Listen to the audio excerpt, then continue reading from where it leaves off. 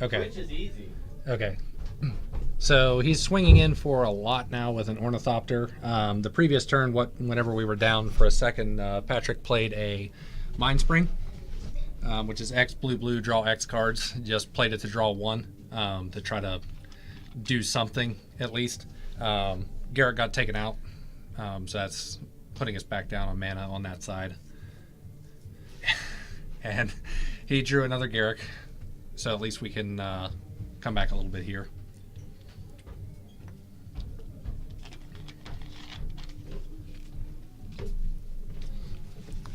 Okay, so we're at 4. I think I saw a for C There we in go Patrick's live. hand. And we're back on Facebook. All right, we're back on Facebook. What's going on here? What did I miss? Patrick drew 1 off of a Mind Spring. Got his Garrett killed by an Ornithopter with a cranial plating, and then Patrick played another Garrett the next turn, and now we've got Kiora out there as well. So we do have some mana, but we've got a couple of creatures that can swing in to try to kill those planeswalkers. This is one of those cases where Garrick is going to be better than Kiora, because Garrick untaps 2 lands, Kiora untaps a land and a creature. Mm-hmm. And not nearly as good if you don't have a creature out to untap. I suppose he could untap Brady's creatures if he felt so inclined. Yes, it is the colorless boys again. Hey, and 1 blue boy. And I guess there's a black boy. There'd be a Vault Scourge out there. But let's be real. I know, Kevin. Let's be real here. Nobody ever pays that mana. What are you, 8th in middle school? No, laughing about something else. But yes, my sense of humor Affinity is about is middle school level. What is Affinity? A boy band?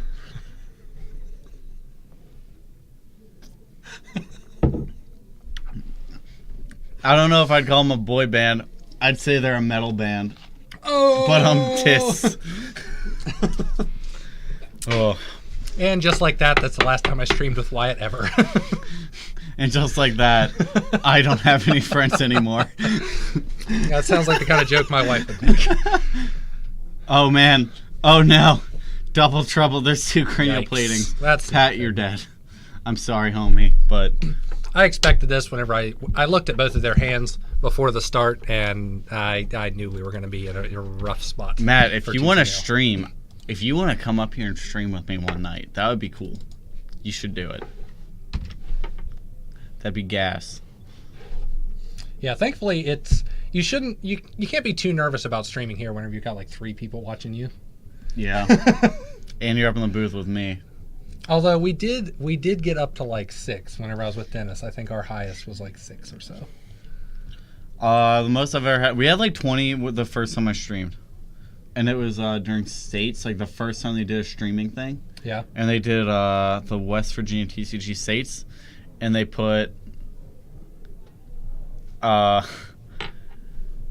me and Mitch up here on the standard portion, and neither of us knew anything about standard.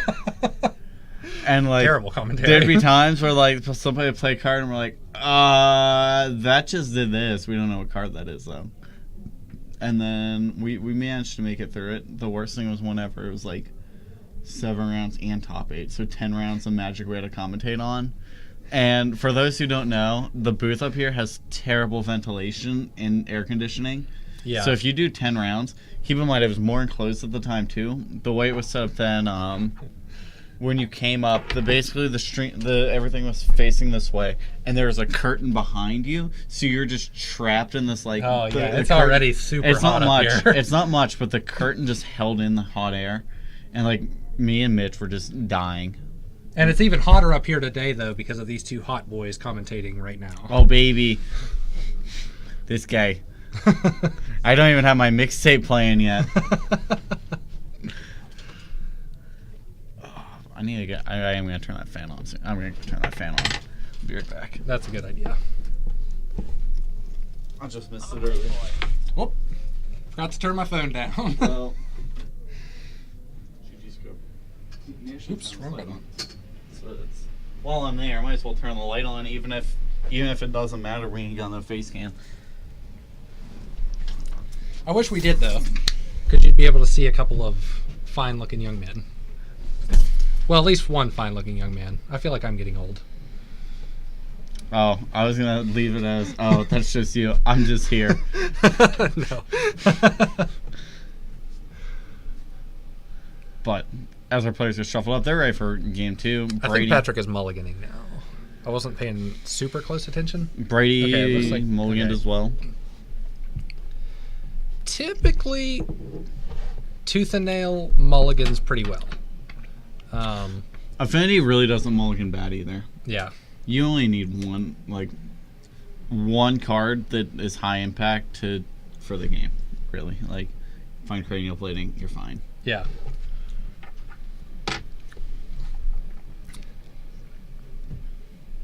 I'm pretty sure he's got Creeping Corrosion in his hand, but I also saw an Emrakul. Kept it.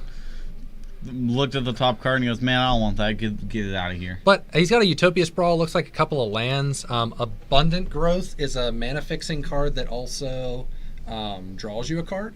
And funny thing about it, you can enchant fetch lands to make them tap for a mana, so you can save that one life if you want to. I'm not gonna lie, when you said funny enough, I felt like doing like a really loud, sarcastic laugh.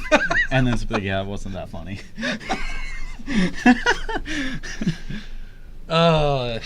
Yeah, speaking of young people, we're apparently both middle school kids. Alright, so we've got the Utopia Sprawl. On Brady's side, we have an Inkmoth Nexus, a Dark Steel Citadel, Ornithopter, Springleaf Drum. Tap for 1, play another Springleaf Drum. Are those mismatched Springleafs? Yes, I believe so. My boy, what are you doing? Alright, so Turn Utopia Sprawl, turn 2 Voyaging Satyr. 4 mana going in. Even no. with only 1 land, we've got Oh, no. 4 mana. We have a Cranial Plating coming down and getting equipped on this turn, though. But we can get rid of it next turn. My boy. Hopefully. Yeah, should be able to get rid of it. Because I'm pretty sure that I saw a Creeping Corrosion in there in his hand. And I'm sure he brought it in. There's the Cranial Plating. Ooh. I don't see a reason to not equip. You're sitting with 2 Glintleaf Cranes in your hand. You could just equip it to the Ornithopter right now. Use the Ornithopter to tap for 1 mana off the Springleaf Drum and slap that boy on there. Yeah. Slap it on in there. Okay, what is that? An Overgrowth, Abundant Growth, Creeping Corrosion, Ewit. Eternal Witness, and Emrakul? Hmm. And I think he has a Tooth and Nail?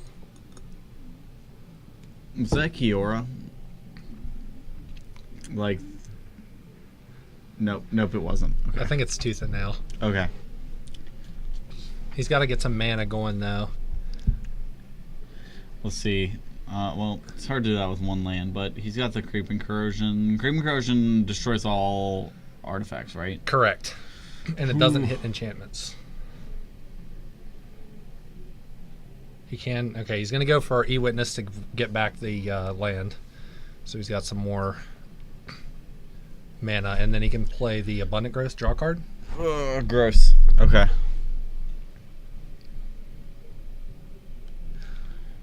It's much easier to do commentary on decks that you play.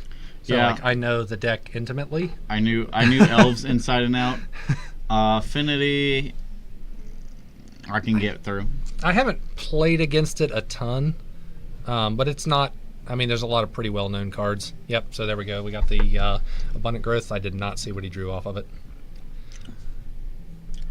I mean, really, the only worst case scenario here is alright, that's an Overseer. I really would love to see him rip a Nykthos off the top Okay. because we've got all the devotion right now. 1, 2, 3, 4, 5. Yeah, Nykthos would be. Oh my gosh. What is going on, guys? Jeez, like an earthquake. Oh no! That's not them. Somebody decided to step up around our camera and like. Those monsters. I will be right back. All right. It needs to be turned towards Brady. Towards break and yell at the person. I don't even know what's going on here. Alright, we have Garrick coming down, untapping some lands.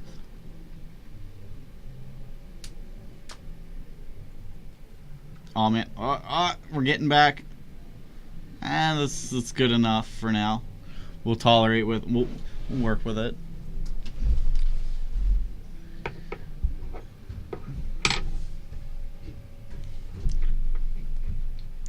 Alright. It was our first round player, Michael Reynolds, and I gave him a good solid beating. Good. So. Just like Shane did. Very, very mean. Very mean. As was that Creeping Corrosion, which I got to see in person firsthand, and I love it so much. Getting that land was important, but like it would have been awesome too to get like just save up the Ewit to be able to get the Creeping Corrosion back. Okay, so I'm pretty sure we're good here for Tooth and Nail, if that was what was in his hand. Which I'm pretty sure it was. Yeah. Yeah, boy! My man! My man! You know what I'm talking about. This is the best day of my life. Even though it's not me playing the deck, he's now got a land that taps for 6. What? Why did he not kill him? You know. He has Emrakul in hand. You know, this and that. Maybe the situation wasn't right. Maybe he couldn't get to the 9 mana to entwine it. Maybe. He could have gotten to... He had untapped 8 mana. So he could have Tooth and Nail Emrakul. And then you've got Emrakul. Well, maybe... I mean, he's probably still fine here.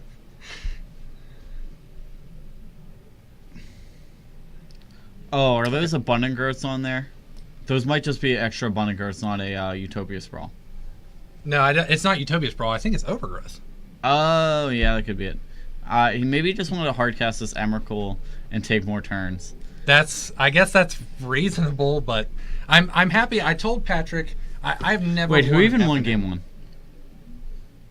Are we on game 2? Yeah, because they had Creeping Corrosion. Oh yeah, that's right. Who won game 1? I didn't pay attention. How did we get lost in that? It looks like they're shuffling up for game 3, so... I'm going to assume, based on my previous experiences, I assume that he lost to Affinity.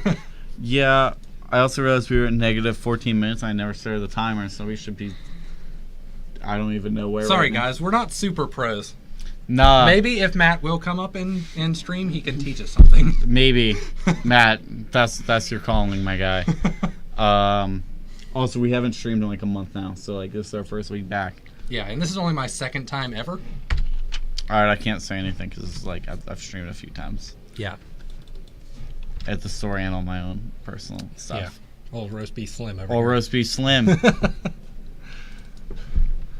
Oh, okay, so we got a Blood Moon, Overgrowth. I don't like Blood Moon in this match that much.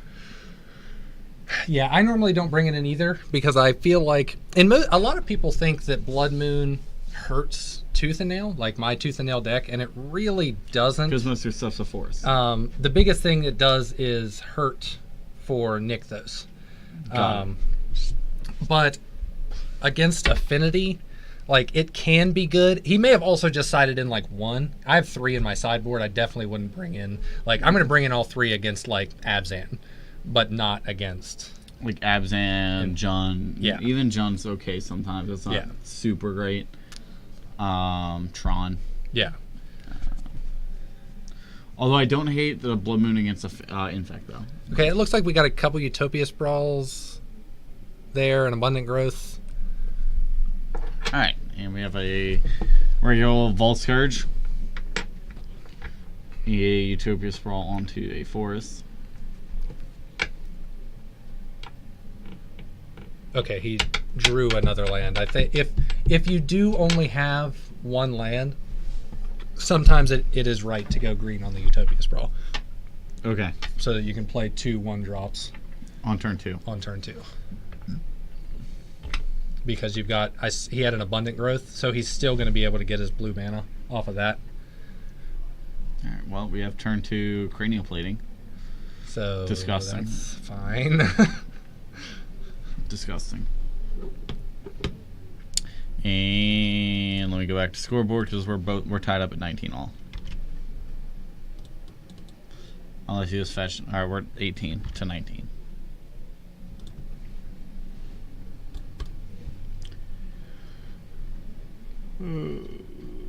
And overgrowth. At least you don't really have to worry about stacking the enchantments up in this matchup. Because sometimes you definitely got to spread those enchantments out. Oh, for land destruction. Yeah. Is this a Blink Moth or an Ink Moth? I think it's an Ink Moth. It is an Ink Moth Nexus coming down. Cannot attack yet. Oh, Ugh. we have plating number 2. I just puked on the table a bit. 1, 2, 3, 4, 5, 6. Is that a Worm Coil or a Vault Scourge? I can't tell the difference. Thankfully, a good thing about Tooth and Nail is as long as they're below 30, and even sometimes if they're over 30, but if they're below 30, they probably are dead. Vault Scourge can be a blocker. I mean, right now he's got 7 permanents, and I mean, if you leave Vault Scourge alive after an Emrakul attack and then block, then you still have an empty board, so not a very good spot to be in. Oh yeah, my man, putting the Abundant Growth onto the fetch land. Oh, baby. Keep that 1 life. 1 life can matter here because this cranial plating is going to move over and it's going to be, 5 artifacts, so it's going to be 11 damage actually. If Brady sees the line of activate my Inkmoth Nexus and turn it into a dude. And for C is a Scry 4, draw 2. If Brady sees the line though of activate Inkmoth Nexus, it'll make it 13 damage instead though. And he's played this deck a good bit, and Brady's a pretty good player. So I don't expect him to miss that, but never know. Although he does have a Signal Pest in hand, so like that's 13 as it stands. Like move the cranial plating over, drop Signal Pest, that's 13. Unfortunate. Although but not unexpected. I think you want to split the damage out though, put one of the cranial platings on your Ornithopter too. It's just good practice. Yep. He's got it.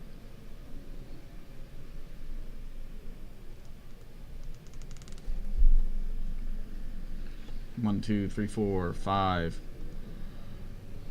If he wants to get real tricky, he can drop this Signal Pest, activate both Inkmoth and Blinkmoth Nexus, and then have 3 more artifacts. Okay, or he does it that way. There we go.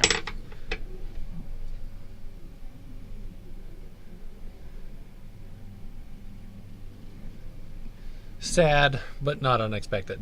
Affinity is a hard matchup for Tooth and Nail because it kind of does what Tooth and Nail does, just often faster. Yeah. Affinity really doesn't give you any time to dirtle around. Like, Yeah. I'm not saying, like, to be fair though, usually the first 3 turns of Tooth and Nail dirtles a little bit. Like, Yeah. don't kill my stuff and I'll probably kill you on turn 4 or something like that. Turn Yeah. 3, turn 4. But if they're, like, have the ability to disrupt you even a little bit and put pressure on the entire time, makes it real hard, I think. Yeah. Yeah, it does. I mean, he can kill the Planeswalkers, and that's a big, like, if you can take out the Planeswalkers, then that can be real backbreaking. Yep. But we're going to head down, I think. Yep. Get ready for round 3, because our rounds just be trucking along.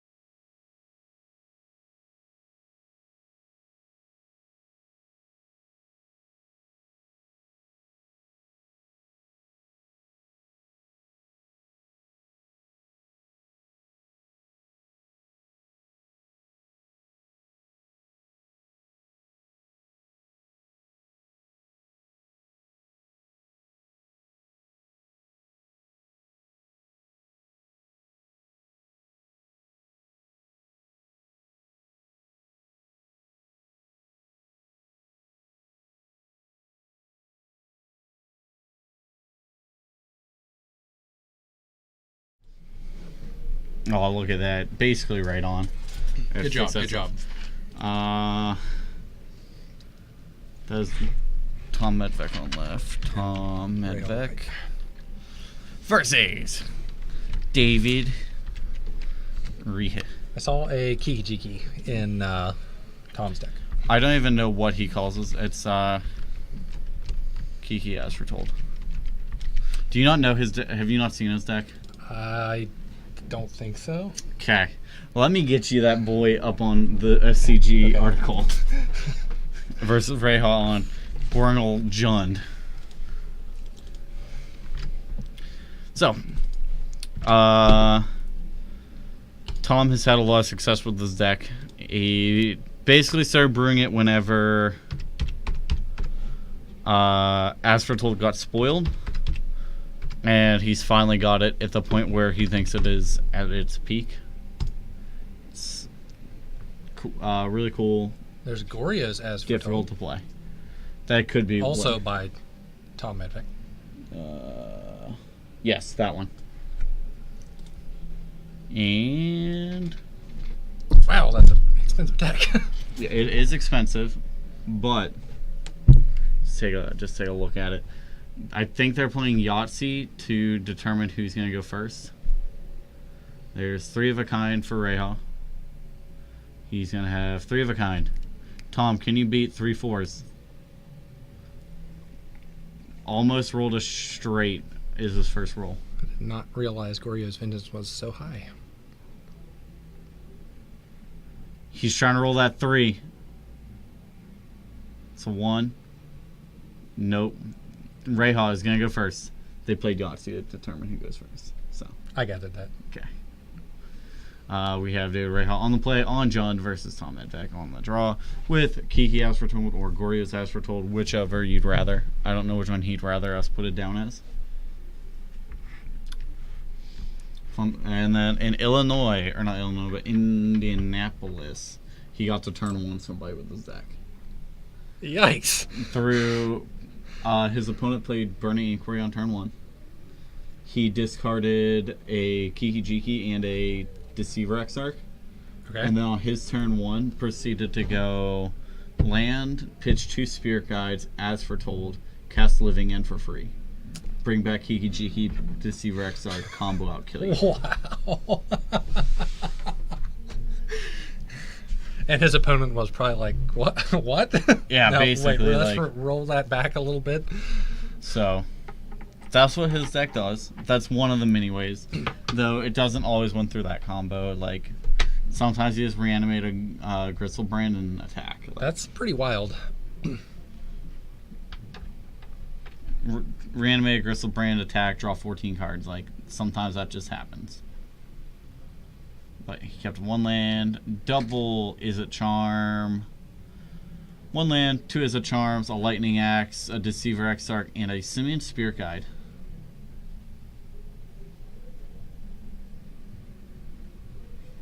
And there goes an Izzet Charm. And picks up a Faithless Looting. That's basically what you would... That's a pretty good draw there. Was Draws... that As Foretold and Ancestral? It looks like Ancestral, and I don't know what the other one is. It could be an As Foretold, I don't know. Oh, these Pitching. people and their foils. Weenies. I'm pretty sure what we had last round was your deck. Every round we've had a foiled, like a nearly foiled deck, completely foiled deck. This one we just have 2. Reha, his Jund deck's almost completely foiled now. Yeah.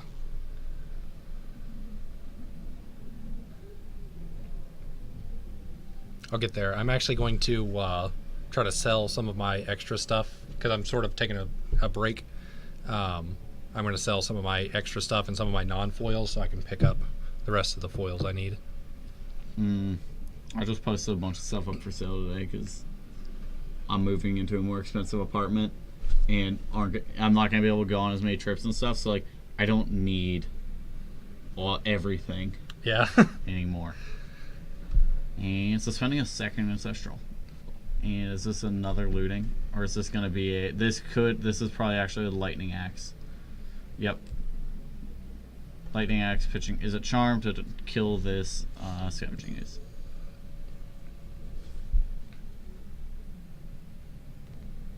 We are not keeping track of the life totals. A 14. We're bad at our jobs, but we We're don't terrible. get paid very Oh, much, and the so it's timer. We fine. have the timer we need to do. Match timer. Boom.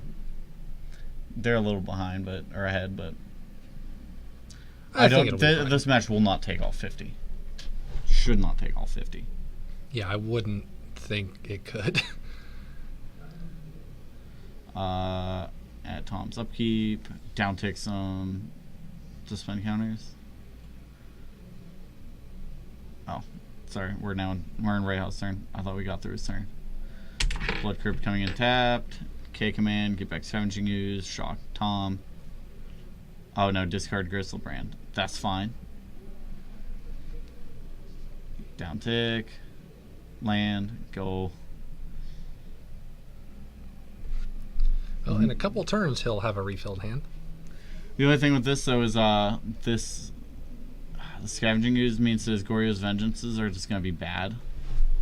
Yeah. His Goryo's Vengeance isn't gonna do anything. Oh, I don't want to swap players. There we go.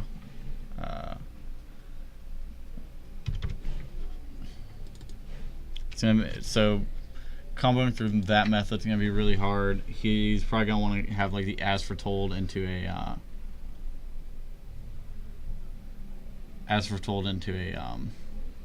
Living End or something like that. Yeah. Just like he's gonna need to get the Scavenging Ooze out of the board, out of the way. Otherwise, it looks like Rayhaw does have Bloodbraid Elf, so like we could see a Bloodbraid Elf into Cascade. Liliana of the Veil would be pretty bad here, I think. It gets Tom's last card out of his hand. Inquisition, that'll probably get Tom's last card out of his hand as well. Nope, it's a Gristlebrand. But we have an attack for 6, putting Tom to 7.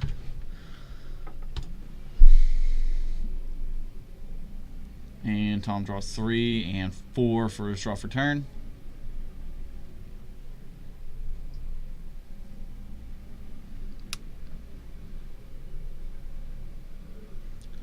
Lightning Axe, pitching. Alright. Gristlebrand. Yep, so the relevant thing is that Ray can eat this Gristlebrand with Lightning Axe still in the stack.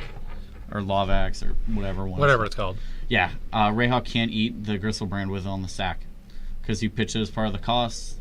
Yep. So then while it's on the stack, the Gristlebrand is in the yard.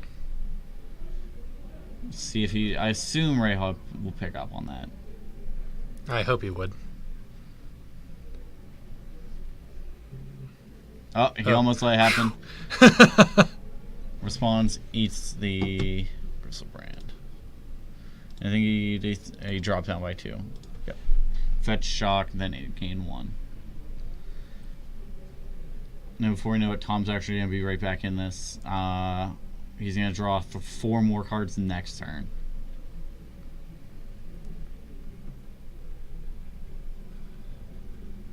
And Tom's at 4. Just outside of bolt range. Oh my goodness, got a full mitt now. Yep. He's got the Kiki-Jiki. So he got looting. Like, the thing that'd be awesome here is he goes looting, pitch to Seaver-Exar, Kiki-Jiki, Ask for Told, Living End, kill you. Alright.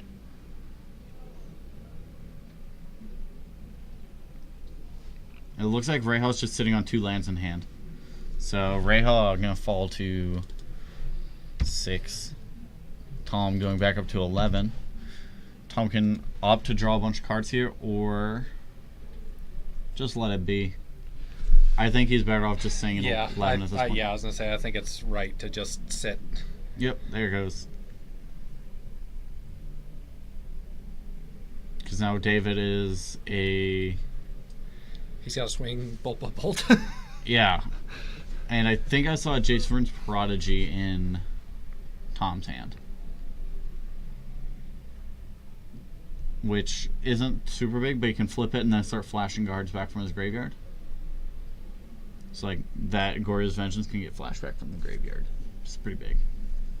And we have another Cascade. Tarmogoyf. That's pressure. And Tarmogoyf's stupid thick. We got instant sorcery land. Creature. And the attack for 6, bringing David down to 5. And once again, we're back on. Tom has to win on this turn again. Yep. Or get back a Gristlebrand. Alright. Looting.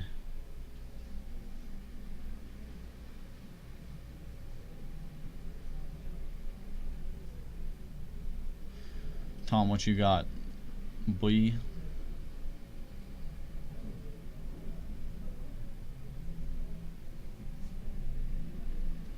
Oh boy.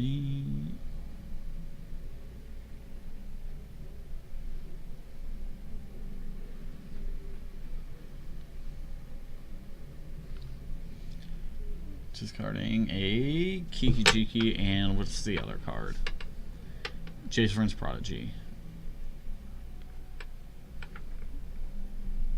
Maybe he might just force Rayha to attack for the win. I don't think he has anything left in hand.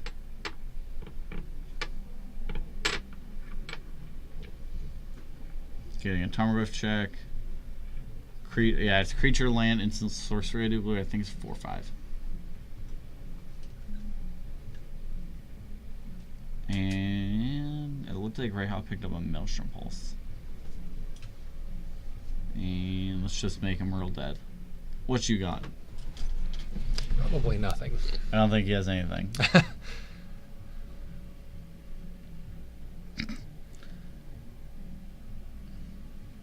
Yep. Make him actually kill you. Yeah, it's always best to make your opponent actually kill you, because there are times where people just don't think, and just Or like, way overthink. yeah, yeah, that's true, because I was on once, and I was playing against someone who was playing Jund. Rayha. So I just watched Rayha put a cage in. Cage doesn't do a ton here, actually. Surprisingly, it only stops Gorya's Vengeance. It doesn't actually stop a living end. Yeah, So that could be relevant. yeah, same against Tooth and Nail, since you're not. Yeah, that exiles and then, or no, puts it in your hand. Then you put it from your hand into play. Yep. And with this, it living it exiles it and then puts them from exile into play. To be fair, that's So a pretty Rayha- weird deck. Rayha should know that because Rayha has living end as well. Ah, true. Rayha does have living end, so he could just be doing it to shut down, like flashing back Faithless Looting, Gorya's Vengeance, and then the flashback that you get from Jace Prodigy might not want. Oh no, it's probably not the best card to bring in, but it's not terrible. Yeah. It's not. It doesn't shut the deck down though.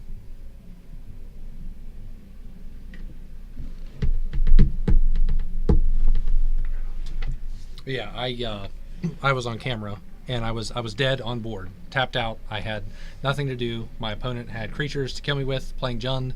He looks at my Planeswalker and realizes that next turn I'll have enough mana to play Tooth and Nail if he lets my Planeswalker live. Not realizing that I was could dead just if he attack just her and kill attacked you. me. Yeah. And he's like, I know what I have to do. And then swings at Kiora. Like, sure, you got it.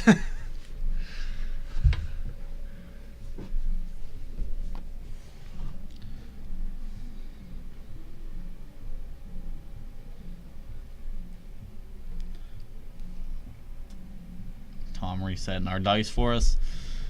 And we're coming back at this.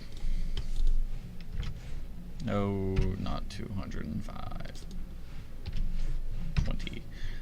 Okay, I'm debating whether I want Aaron to take my shift tomorrow. There's no reason for me not to do it, but You don't like kids?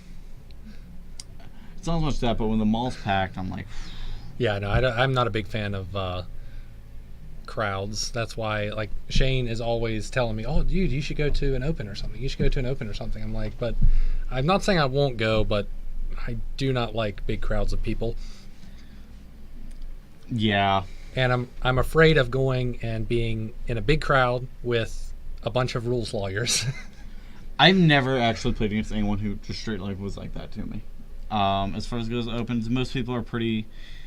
Most people, for the most part, aren't looking to snag wins off of rules. That's good. I've never met somebody looking like, oh, you made me like judge. All right, and like try to force. The only I've only had that come up like one time. We called judge and the judge was like, well, they explained it. Wasn't a loss or anything. It was just kind of a small warning. Yeah. And like for the most part, that's like a minority of the amount of times. Like you hear the stories, but all in all, that might happen one time in 5 or 6 events where you actually run up against somebody who is like looking for any little thing to call judge on you on. I feel like I have the bad kind of luck though that I would get it. Oh yeah, let's get back. Tom just got the staple to his deck down. The as foretold.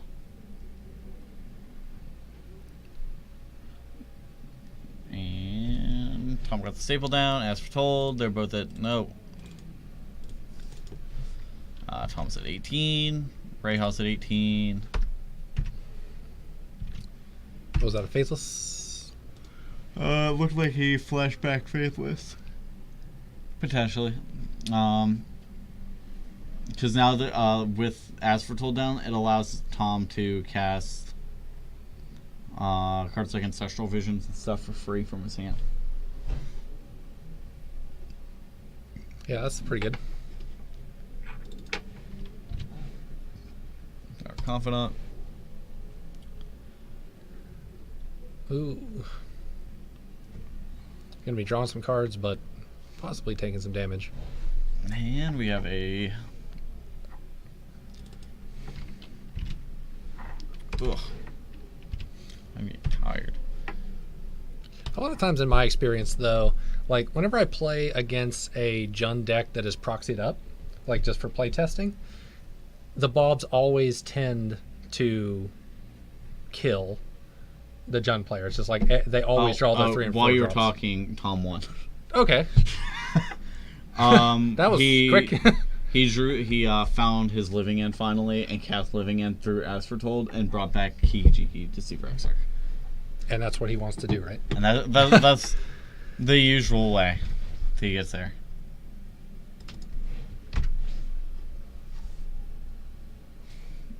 Did it just get darker down there?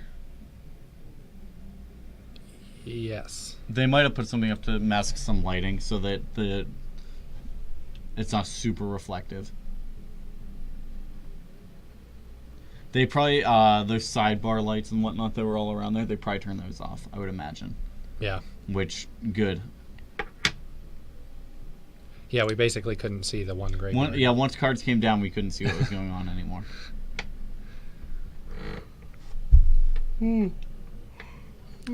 Don't do that. I'm sorry, I'm getting tired.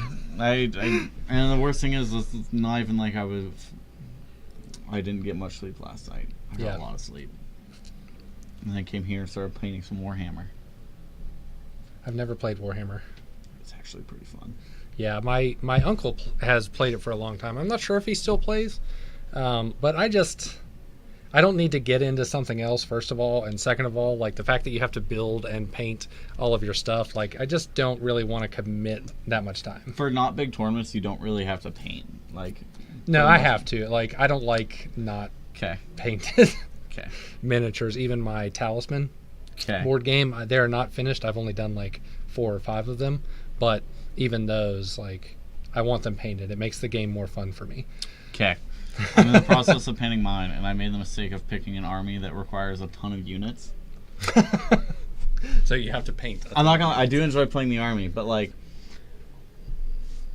the one main unit that I'm playing is 7 points out of my 2,000 per little piece. So probably by the end, I'll be looking at having 90 of those one little models. Because I'll have 3 squads of 30. That is a lot of painting. Okay, so we had an Inquisition and then a Thoughtseize. I've got 2 models down so far, with a total of about 7 to 8 hours of painting. 2 models down. Yeah, that's why I only have 4 And or gold 5 of leafing. my talisman guys painted. And gold leafing. Because there were some parts I was like, I can't do paint. Like, gotta gold leaf it. And it took forever. But I'm sure they look sweet though. they do look sweet. See, it's the same way as like having foils. You do not need foils at all to play Magic, but it's much more fun But do to you play need them? to play with foils. Like it just feels better. Even if you're playing like my Tooth and Nail deck is not great, but it's a lot cooler because it's foiled. At least in my opinion. I agree. No judgment for people who don't like foils. But get in line at Weenie Hut General. Am I right? Yeah, they are laughing all the way to the bank whenever they're like, "Oh, my $300 deck is actually a $300 deck, not a $1,000 deck." Cool dude. Cool dude. Or the passive aggressive K period. K. Although I do, Oh my. really, earthquakes in Morgantown. It's not as bad as it could have been. It's a Yu-Gi-Oh battle. Dude, it's a Yu-Gi-Oh bout here. They got their gloves on. They're ready. They're duelist gloves. Heart of the cards.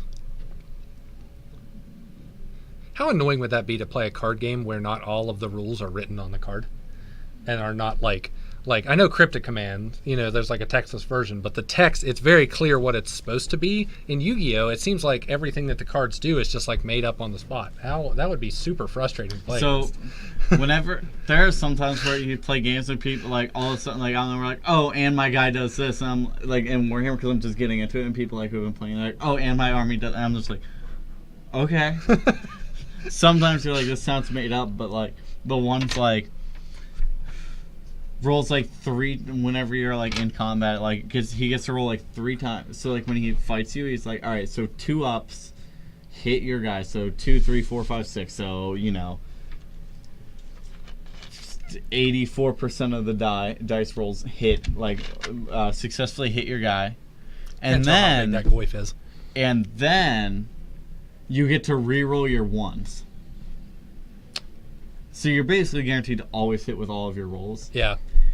And then like it's just like a bunch of things. Like I don't even know if this is real, but sure, man, you got me. Whereas with Magic, you can basically see, with most decks that are played in any capacity, you can see 1 land and 1 spell typically, and sometimes just 1 land, And know what they're know playing. exactly the deck that they're playing. If they go Terran 1 Tron land, you're automatically assuming, this guy is on Tron Walkers.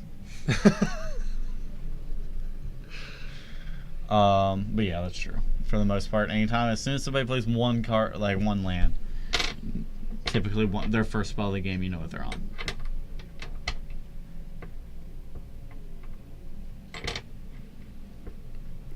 Okay, so what's that? Grizzlebrand. What's the other card? This is discard Gristlebrand, and then play As Foretold, and then through As Foretold cast Living End. So Rahal's board gets wiped, and Tom gets back a Gristlebrand into play. And David only gets back a Tarmored Wife. We were really lazy on these life totals this game because we were busy talking, but it's currently 7-16 in favor of Rahal, life total wise. But if you would look at the board right now, it would not appear that way. Ugh. And Tom picked up a Liliana Veil. Yep.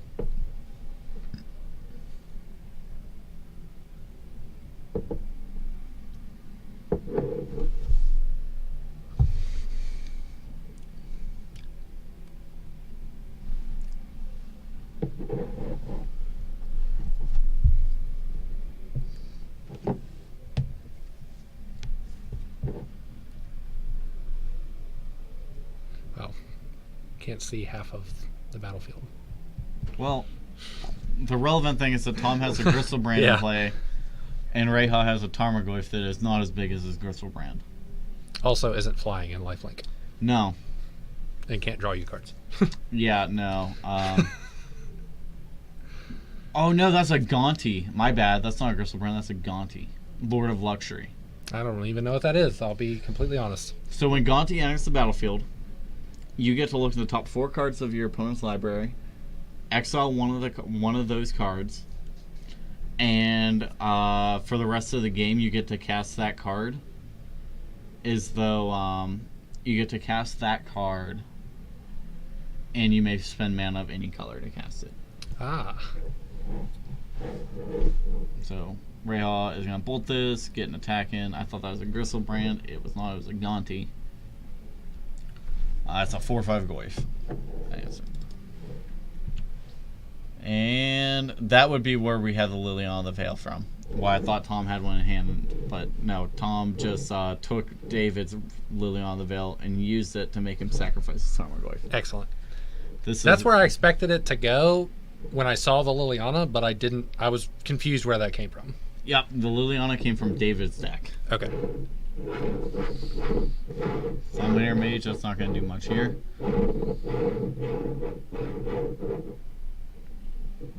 The only thing that's awkward is Tom has a Kiki-Jiki in hand and only 1 red source.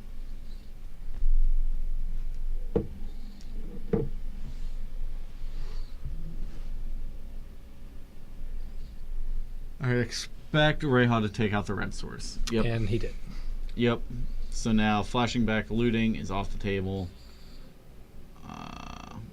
But he's going to cast in Ancestral Visions through a, as foretold, find a red source.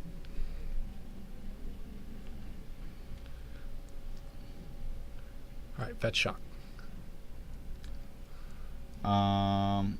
If he has a... Oh, discarding Griselbrand. Looks like he has Deceiver. He has Deceiver Kiki and a Faithless Looting, I do believe. Oh man, this is good Magic. Fetch. No shock, obviously. Putting Tom to 2. Alright, there's a looting. If he finds a Goryo's Vengeance on this could be big. Otherwise, he'll probably discard a combo piece and something else. I would expect it to be like a Kiki-Jiki and something else he discards. Yep, Kiki-Jiki land. Because he has Deceiver, so now if he... This is sweet. If Tom can end a turn, flash Deceiver in, like that. Tap down, whatever. Untap. If he finds a Goryo's Vengeance, he casts Goryo's Vengeance combos out with Kiki-Jiki. And now he'll flash back. He's digging for Goryo's Vengeance. He just found it. Got it. Cast Goryo's Vengeance, bring back Kiki-Jiki, make infinite token copies of Deceiver Exarch, and attack. Brings back flashbacks of Splinter Twin. Yeah, those were good times. Not really. I hated playing Splinter Twin. Yeah. Splinter Twin is really bad for us. Basically, it kind of like does what we do, just try to kill you really fast with no interaction. No, the only difference was they have control. They do it. Yeah, I was gonna say they do it They're with interaction. I wouldn't say kill you as fast as they want to. There were a lot of times where you just didn't even kill on turn 4. Like, you just kept going. You waited till, like, your opponent couldn't do anything, and you were completely safe to go for combo. Your worst fear was when your opponent had, like, Abrupt Decay. Because you couldn't counter that. Like, yeah. Finally going on the Splinter Twin, they have an Abrupt Decay. But that would be the match, going 2-1 to Tom Hedvek. And we will be right back with round 4, because we are cruising through rounds tonight, actually.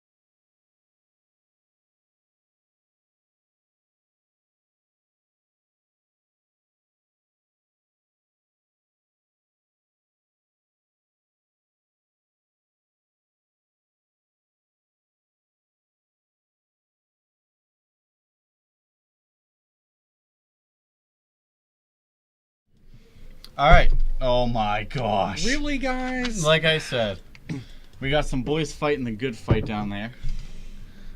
Fighting the camera also, it seems. Yeah, I'll go down and fix that.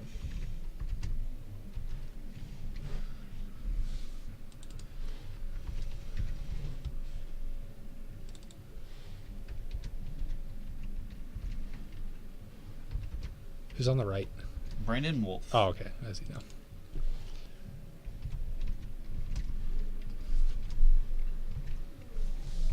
On Mardu Pyromancer versus Tenant on Elves. I'm going to go ahead and just immediately stomp and let them know that they're good to go.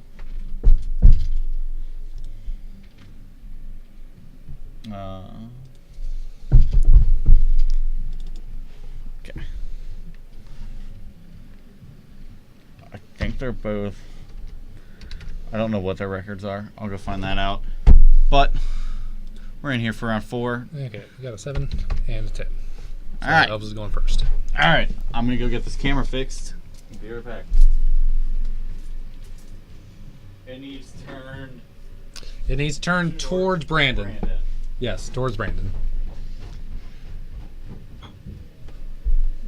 All right, we're back on after a long break. We had somebody on the main floor. They went over by like 10 minutes, so that set us back some. All right, we've got the camera. Well, maybe straightened up now. All right. Yeah, now we're good and straight.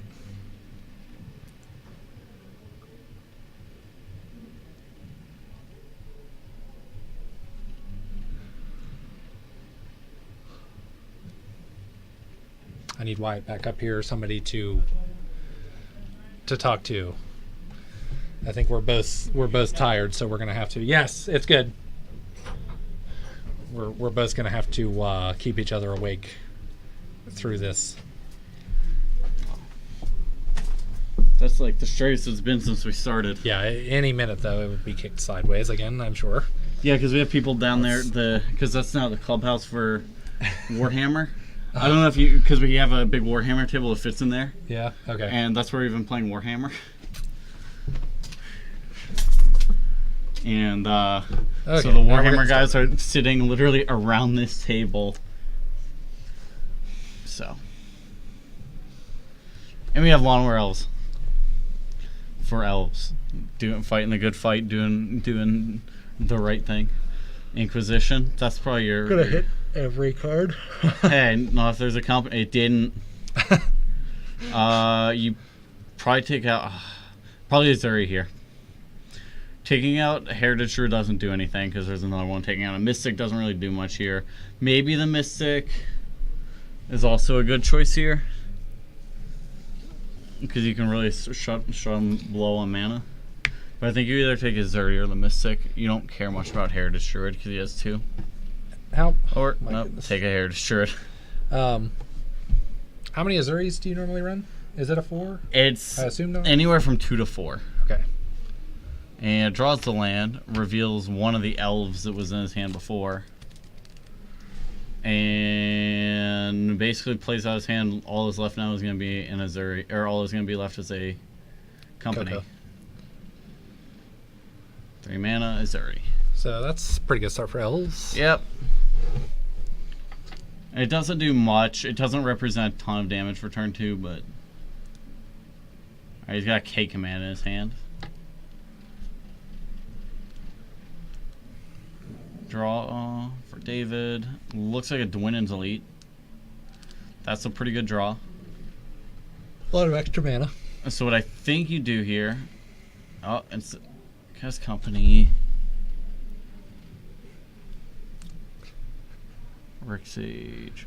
So what I would have liked to see there was just play Dwynen's Elite. Say go.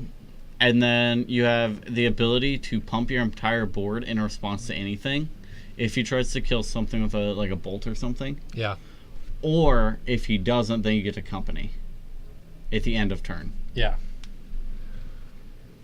Did he just put nothing into play off of that company? I saw. Wait, what? I saw a Rex Sage in there. And I saw a Land War Elves. Oh, they're there. They're on the very end. Oh. Yeah, I was kind of worried about that too. Like he he had to have something there. Let me see something. Nope. There we go. Give me 1 sec to fix some things.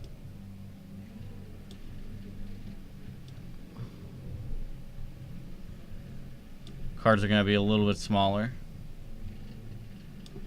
but we're going to get to see the entire board.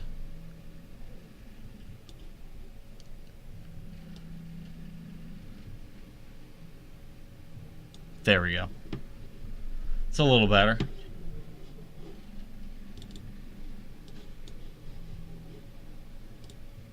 And we're back.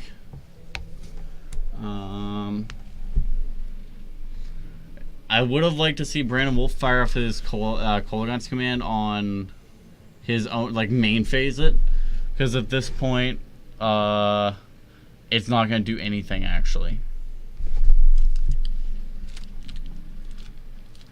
That's a lot of elves. Mm-hmm.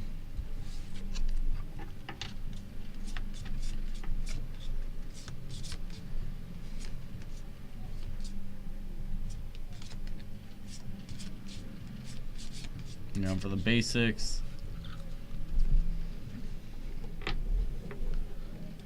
Players still maintaining their high life totals, 19 to 20. K command.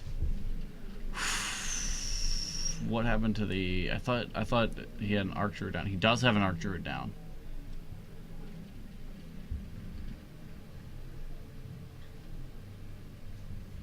Yep. Okay. There it is. He's explaining now that the K command won't actually kill Azuri.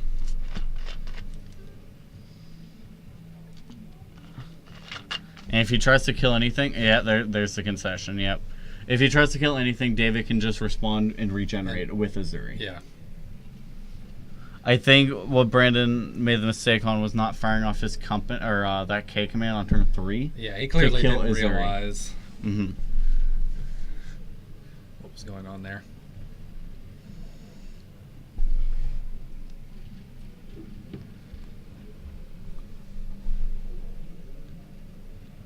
I don't know what else in David's sideboard. I actually don't hate. He's looking at this. Yep, he brought in Essence Wardens, which oddly enough I don't hate here, because if Brandon just like plays out a bunch of spirit tokens, David's gonna end up gaining life on everyone. Yeah. Every spell that Brandon casts with a young Pyromancer down gains him a life, if he Sounds doesn't good. kill it. I don't hate that. I've also been trying to figure out how to play Lizalana Huntmaster in Modern. I don't know what it is. It says when you cast an elf spell, put a 1/1 elf warrior token into play for 4 mana for a 3/3. And I really want to play in Modern because it's played in Pauper. Because like in Pauper you get Birchwood Ranger. So like you cast an elf, get a token, tap those 2, make a mana. Cast an elf, get a token, make mana. Just like chain through elves. And I kind of want to figure out a way to do it in Modern with stuff. I approve. I'm always down for the weird stuff. I like putting down cards that people will have to read. So I want to try that in Modern. I just don't know how yet, because like 4 mana is a lot of it. It's like a big investment, and like sure I could jam it in there, but I also want to actually do well with it. Yeah. Unless you go on the plan of like you cut the Shaman of the pack route, you don't play Shaman. I mean, or you play like 1 Shaman in the entire deck, because you just make a bunch of tokens and just like 1 Shaman will kill, or you just abandon Shaman and you're just strictly beat down. Yeah. So like that might be better off to playing like the green-white list where you can make infinite mana and just pump dudes out. Sometimes it's okay to just beat down. Or you do it in the no, that doesn't matter, because if you're already comboing, I was gonna say you could do it in the Curio version that plays Cloudstone Curio and combos out via Cloudstone Curio. But then if you're already comboing out with Cloudstone Curio, you've probably just got another win con that's better. Yeah.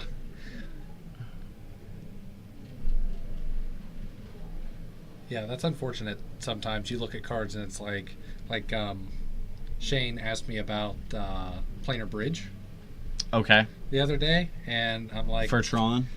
no, for me, for my Oh. deck, and I'm like, nah. It's like a really bad tooth and nail. 8 mana to play it, then No, 8 it's mana. six. It's 6 to cast and 8 8 to activate. So it's 14 mana to tutor a permanent and play it. Yeah. You're at that point better off just playing another Emrakul over it and Yeah, getting to because, 15 and casting it. even if you play it for 6 and then next turn have 8 mana, like, okay, that's fine, but for 9 mana I could kill you. Whereas Yeah. for 8 mana I can put an Emrakul out, but I can't kill you necessarily. Yeah, because it puts it into play, it doesn't even cast it. Yeah. It'd be different if you tutored it. Like if it said like, search your library for a card, remove it from the game, and then you may cast it without paying its cost. Yeah. But I'm sure they didn't do that for a reason. Yeah, not whenever you had Emrakul, the Aeon, or not Aeon Storm, but the Promised Promised End standard. Yeah. Like, sure, they already had Aetherworks Marvel, where you looked at 5 cards. You may cast one without paying its cost. Cast it. I was judging an event and I watched 9 Emrakuls get cast that day. In one game. Wow. In one game. The one guy's died and then he bought it back from the graveyard and cast it again from the hand. And the other ones were all cast off of Aetherworks Marvel. That's pretty ridiculous. Like, it's just like, alright, he's got an Emrakul down. He can't lose at this point. Alright, you take your extra turn. Spin the Marvel. Oh, look, I found an Emrakul of my own. Maybe like 2 or 3 were cast from the hand because the other one was like, alright, he has no outs. There's no way he can come back from this. He literally has to top deck Emrakul. Draw, Emrakul. Alright, I'll cast my Emrakul. Oh my god. It was so frustrating to watch. I just wanted it to end. It took over an hour to play one game. Game 1 took 1 hour and 10 minutes. That is ridiculous. And it was a top 8. So, like, there's no time No limit. time limit? Oh my goodness. It was round 1 of your top 8. That's awful. This game, looking significantly worse for David. I have played the Elves versus Pardew. Pardew. It's a Pardew up in here. Versus the Mardu Pyromancer matchup. It's really grindy. It is a very grindy match. Like, I haven't really played much against Mardu Pyromancer. the one time I have gotten to play it, we're in round 4 or 5, not 2 anymore. Also, they're not 2-0. Yeah, well, you know, sometimes we neglect to do these things. Because I didn't know what they were going into this round. So we're just gonna put them at 2-1 and 1-2. Actually, they might both be 1-2. No, that We don't know what we're talking about, folks. Yeah, I'm out of it at this point. But like our games took so long to play through. They're just long, grindy games. To where like game 2 I conceded early because like I didn't think I was gonna be able to win, and it would have been better off to just go to a game 3 than to waste like 6 more turns. Yeah. And like if like waste 6 turns, lose, and then we only have 5 minutes for game 3. Yeah. But we in this one. Let me fix that because Tenant is up 1-0. I'd say he's probably not in a very good spot right now. Nah. Ooh, definitely not once Last Hope comes down. Yeah.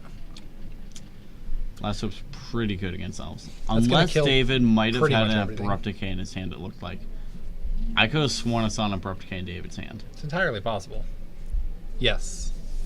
Pretty sure that is an Abrupt Decay. Is he an Abrupt Decay or a Shaman? That is an Abrupt Decay. Yeah, it's Abrupt Decay. Let's just hope he fight the good fight, and it's gone. Yikes. Fight the good fight. He had an option last turn where he could have Abrupt Decayed the Liliana instead, but he chose not to. And now he's stuck with a handful of 4-drops. And Dwynen's Elite. Which if the Dreadbore is the other guy, Dwynen's Elite's not going to get him a token. But if David draws a 4th land, he's back in this with a company. And he drew kind of a land. No, it dies to an uptick from Liliana. But he now has a token. Guy with a token.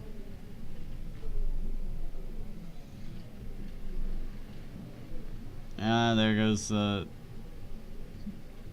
uptick. Target your Lawn Wealth. Attack you Makes for sense. 2.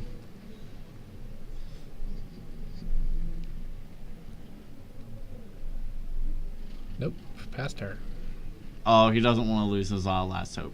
Oh, he's going to lose it anyway. And there it goes. I don't hate the attack. Just we're left with 16, 14. I like the attacker with doing his elite.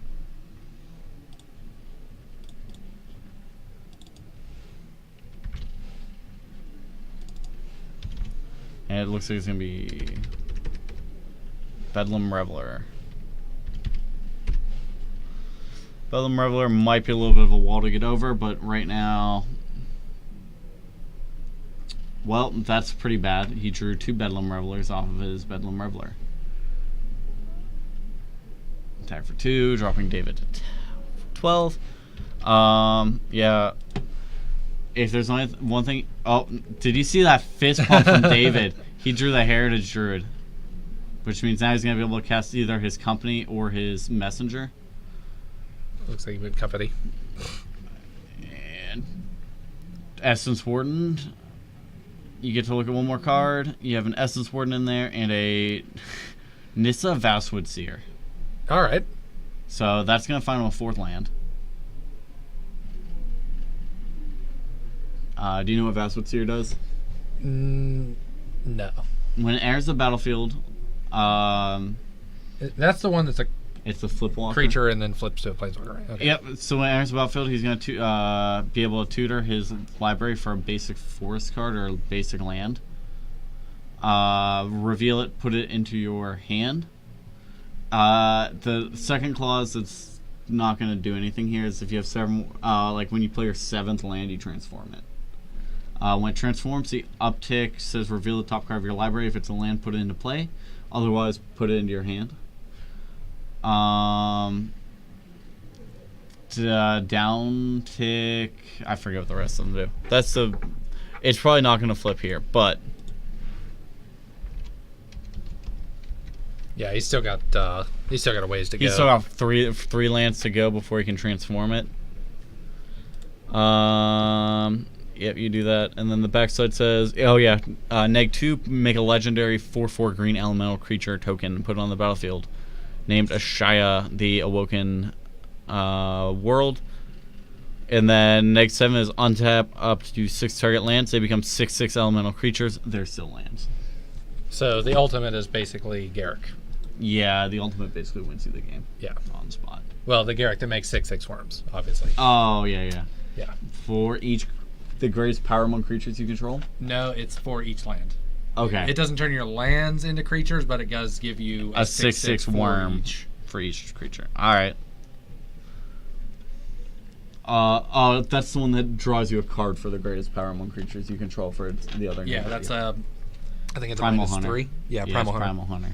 He pluses to make a beast or minus to draw you cards. Alright, here comes Bedlam Reveler number 2. Discard this other one, get a Bolt Blackleaf Inquisition. None of those are really going to do anything, considering the last card in hand is a Sylvan Messenger. So Inquisition isn't going to find you anything. You know it's a Sylvan Messenger. Nope, so Messenger stays in your hand, David.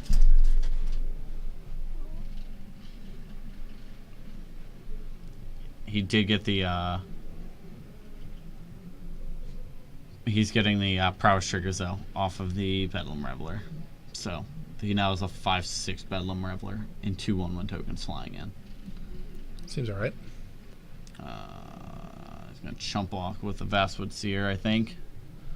It did its job. It got him the 4th land, so now he can cast anything. Yeah, and it was not going to flip.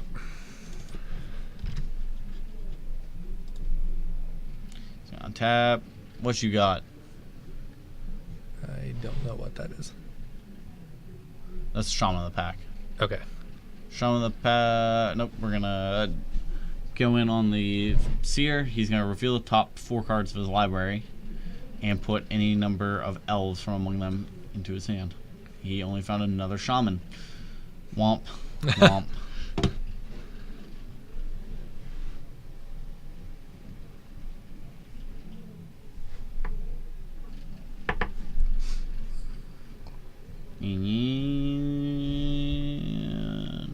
Oh yeah, I neglected that David gained life off of the Essence Brew. Yep.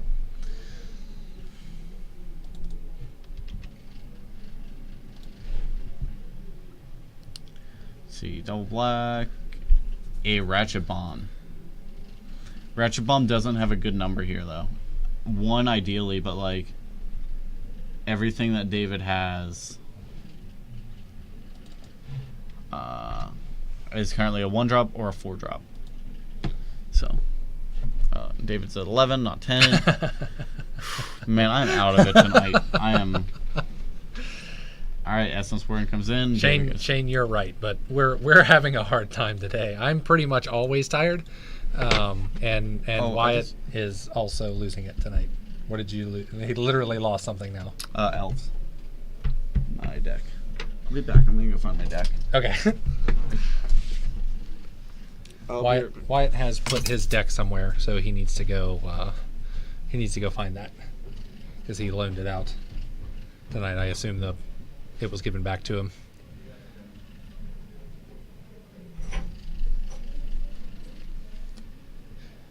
This has been much more of a game than it appeared that it was going to be in the beginning.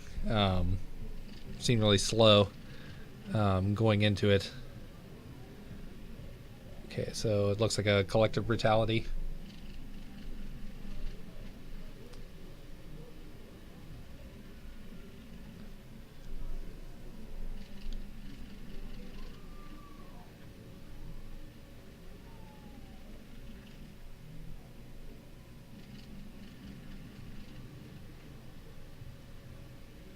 Looks like they're working on the life totals down there.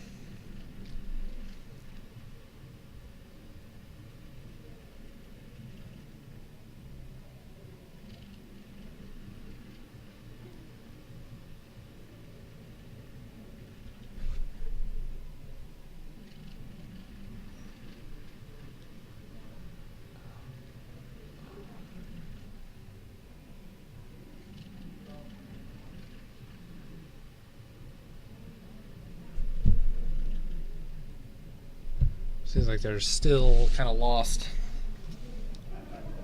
on figuring out the life there on that.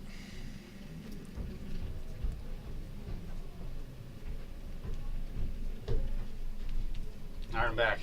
Found him. Good job. I was floundering. Well, He it's cast okay. a Collective Brutality. I saw that. Well, I heard about that. They were like, "Hey, did you see him shaman?" I was like, "No." Let's walk around the shop, dude. My guy. I don't know what's going on.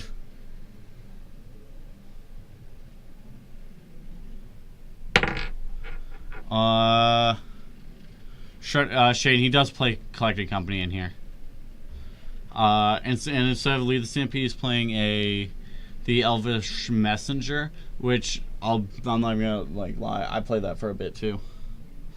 I played Messenger. It was another attacking body. But we're in an uphill battle now, and I don't think David's going to be able to get out of this one. We're getting knocked back down to kind of where we started. Yeah, we out of this.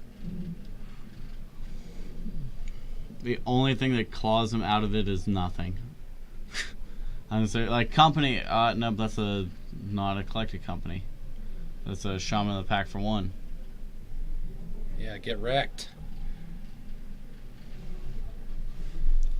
I'm not even gonna bother life totals because David, you looking dead, boy. All right, reset to 20. It's 1-1. I bet Brandon will never make that mistake again. Trying to K command a Azuri with an archer down.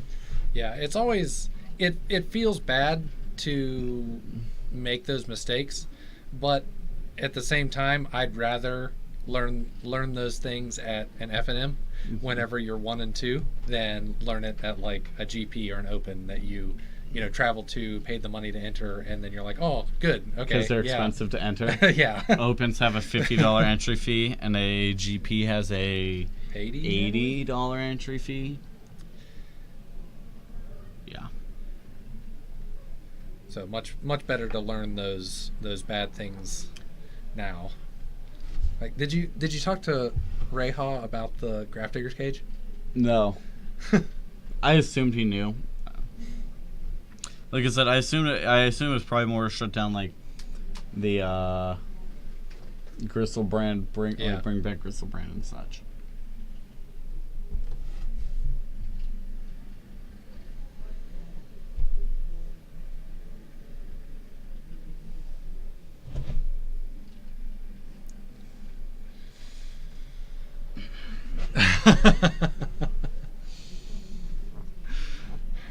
Yeah, you can't kill a not activated. It literally says on the card, destroy all non-land permanents without a fate counter on them. Okay, so it's not land because It Inkmoth is says on still a the- land, right? Inkmoth's still a land when it gets animated. Yeah.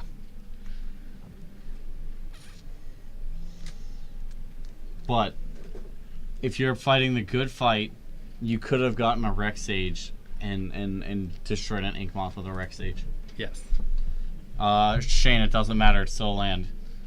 Even if it was activated, it still is still a land, even if it's a Yeah. creature as well. I think he gets that. So I wouldn't do it if I didn't know Shane.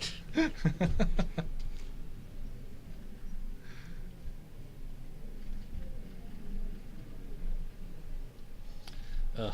Sucks to suck, boy. The I'm first just state kidding. the first states event that I ever played in, I played against, literally I played like 5 wow. rounds, and I played against Infect and Affinity, and when I played Affinity, I still lost 2 poison counters Nice. in every round. It was I mean, the most thing is miserable day of like- Magic. I don't think people realize how often Affinity actually just wins on Infect too. Yeah. Like that's another win con. And we got Blooming Marsh into Nykthos. Yeah. Yeah, we in nothing from David's side of the board, even on turn 2. What are you doing? Maybe he should have mulliganed. Hey, maybe he's just counting on these like a handful of companies. Maybe. How many Nykthos do you run? None. Okay. Fair enough. I've completely cut Nykthos out of my list. For the most part, Westville Abbey's just better most of the time. Like, at the time you're activating Nykthos, you're usually so far ahead that it doesn't matter. That makes sense. Where, like, there are times where Westville Abbey, like I was saying earlier, like against a Wormcoil engine, they've got it down, you can't beat through it, but you can activate Westville Abbey, transform, and just push 9 damage over top of it. Yeah. Wormcoil engine. You also can't. You don't have a way to untap it. Like for me, Nykthos Is really is good. better because I can usually use it multiple times and just keep building and drawing cards. Elves, like you can draw a few cards, but that's not really what you're trying to do. That's 5 cards. You get to look at one more, and it looks like a Visionary and a Twins Elite are probably going to be the picks here. And triggers go on the stack. Yep. I would expect to see a Bolt. I was gonna say I would expect to see a Bolt with the trigger on the stack, and then he wouldn't get the token. David just kind of rushed into putting the token down. Okay, he pushed it. He Same difference. Push the Twin. No, but what I was gonna say is with trigger on the stack, he can bolt the Visionary. Yeah, so he doesn't get the, and then he the doesn't trigger get there. yeah, when it checks, yeah.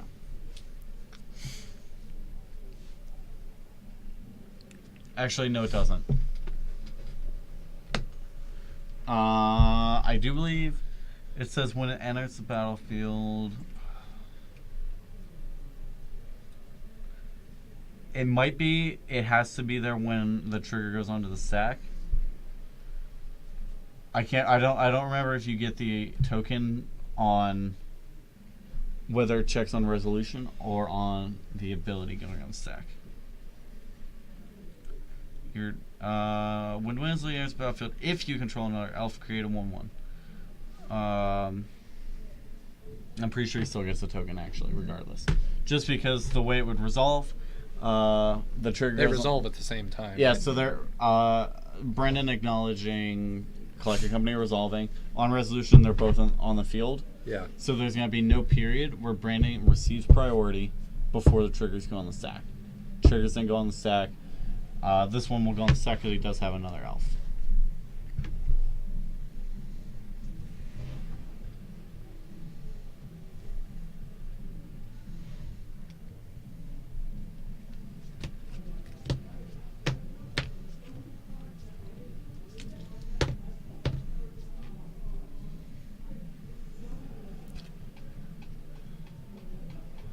What Dreadbore, the Dwayne's Elite. what killed the Pyromancer? I'm gonna assume probably an abrupt decay or something.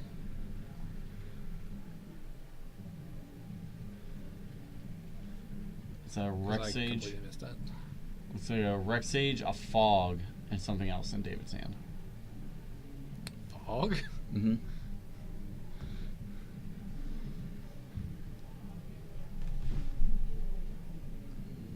Looks like a pump spell to protect his elf.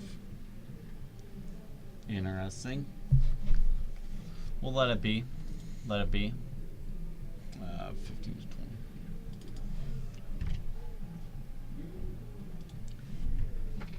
20. Flashback. Some souls. Get some more dudes.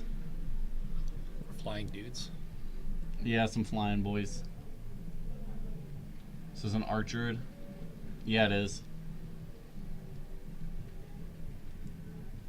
Although I do believe Brandon still has a bolt in hand. Or something. Terminate. That destroys something. It can't be regenerated.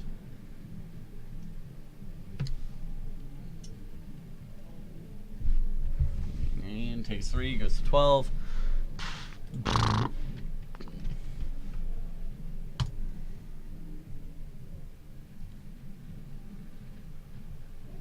Three mana, was it a Liliana? And that's Gonna start wiping out some. gonna nearly seal the deal here because Liliana's so good in this matchup. Yeah. Playing elves, behind Ugin the Spirit Dragon, Liliana's probably like the one planeswalker that I just look at and I'm like, yeah, I don't know how I can beat this. Yeah. Because she's killing an elf every turn. Since it's a plus, it's not even a minus like with Lily of the Veil. Like, There's no downside to it.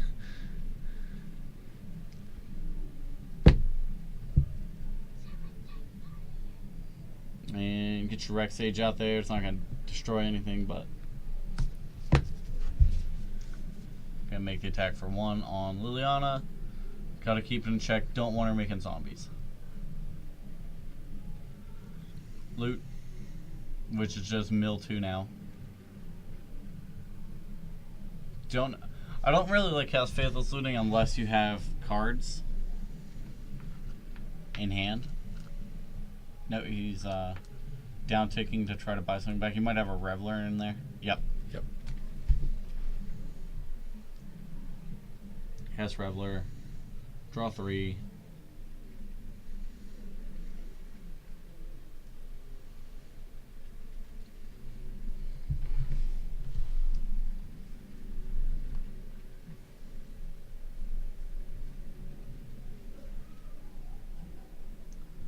And Faithless Looting.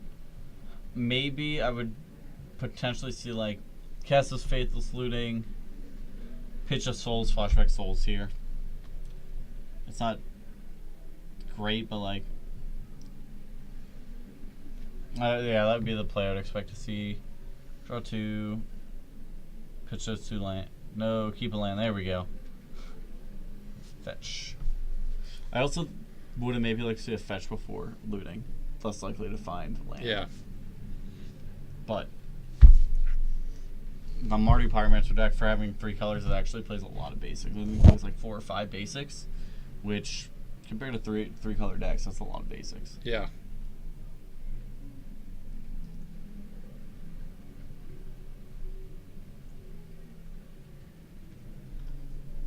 So does David have 1 card in hand? It looks like. Yep. Yeah, he's. Oh, David just untapped. Didn't do anything and said go. I was gonna say I thought Brandon already activated something, but no, David just untapped, drew his card, and said go. Unfortunate. So it's looking like this might be game on David, like against David. Like Brandon may just have this game locked up. I need sleep. I need it. At least we're chugging through the rounds tonight. Like, Dude. this is the round 4, and it's pretty much over. Yeah, and it's not even 10 o'clock yet. Yeah. Not quite. And we start at 9:30. Basically on the button. I tried my hardest to get us started at 9:30 exactly. So we're trucking. Most rounds have been finishing about 10 minutes early. Then we go into round 5. I give out some Opt Boys, some Teferis, looking at some stones with the Teferi in the background, looking at a globe or whatever that guy in the background is.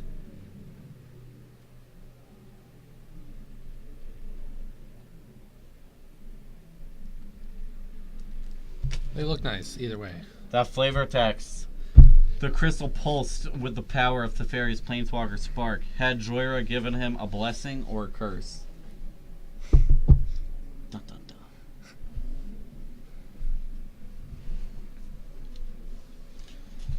dun. Alright, so where are we at now? We're looking, honestly, at a pretty dead David Tennant right now. Not gonna lie. It's looking a little rough on David's side. Like if we had an advantage bar, it would be off the charts. Bolt you, take 4, 5, 6, 7, 8. 11 total. I think that puts him at 2. Sorry, not 11 total, but they'll bring him to 5, yeah, because of the bolt. I didn't realize you'd already ticked down. It's not like you're a mathematician. Well, no, I didn't realize that David had taken the 3 life off from the bolt already. Sure. So I was like, oh, so he's at whatever that plus 14, whatever. I thought he was at 13, not 16. Or, yeah. And that would be the win for Brandon Wolf, taking down David Tennant 2 games to 1. And we're going to go down. Hopefully this round should be nearly over and we can get straight into round number 5. And nobody kicked our camera Amazing. this whole round. After I went down and fixed it at the start. But we'll be right back with round 5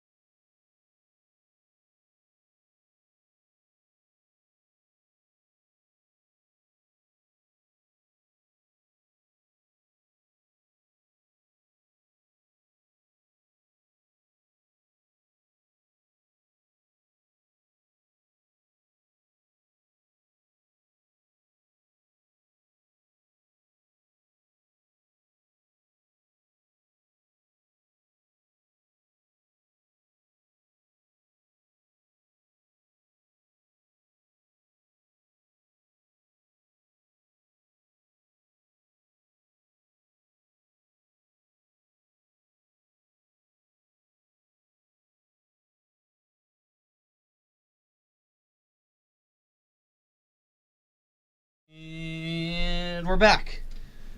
With the not right people, we have Bobby Levdansky versus our old boy Tom Bedbeck back down below.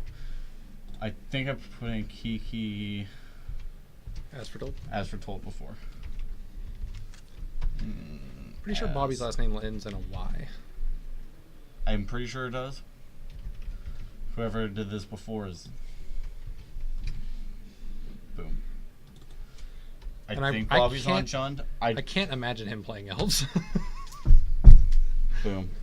We got them. They're ready to go down below. Fetch. Boom. Oh, this isn't Jund. This is Grixis Shadow.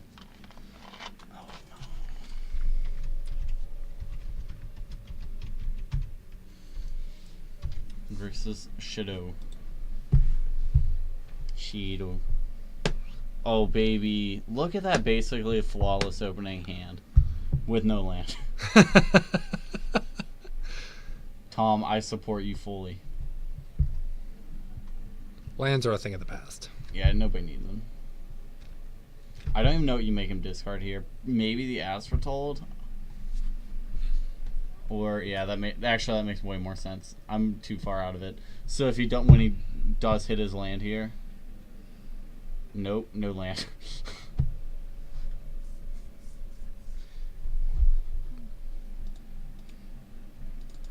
Player one record was 3-1, and Jeez, he's already down to 12. This is 34, 4-0, and 0. We're finally into the last round of the night, round 505. Maybe I'll hit this last round with more energy than I have any other round so far, except round 1. I was full of energy in that one.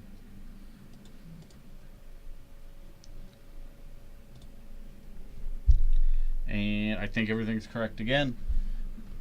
Except for the light totals. Oh my gosh. Come on, White. Get your head in the game. Alright, we're playing some Magic. 1 mana, 4, 5. Is it 4, 5 or 5, 4? 5, 4? I don't know, but I'm missing an op promo. Didn't you give one away? I gave one away, but I've given 3 away. And there's 5 per pack. So logically, I should have one more. If I've given out 3 so far. It might be down behind the reporting computer. I might have taken 2 down last time. I think I did. Well, we had 80 off promos, so it's not like it's a super huge deal. Well, where are those at? What? Oh, Flush with Opt. and Tom still having no lance. Tom. Hey, there's land. Hey, there's the looting. You're done now, Bobby. And another land. Finds land number 2. GGEZ. Am I right? Although I see a Temur Balrage and a Stubborn Denial, so... Well, it still might be GGEZ, just for the other side on of the the table. other side of the table. Hey, snap, ink targeting, Thoughtseize, ink position or something. Hey, but you know what? Look at life totals. Tom's got this. 6. Yeah, Tom is ahead. Yeah, I don't see it. Actually, he's at 12. Well, he's still ahead. Even still, Bob has 10 damage next turn. Oh, this is not in Grixis Shadow. This is 4-color Shadow. Just because there's a Verdant Catacomb there. Yeah. What you playing green for, Bobby? You playing Traverse the Elven One here too.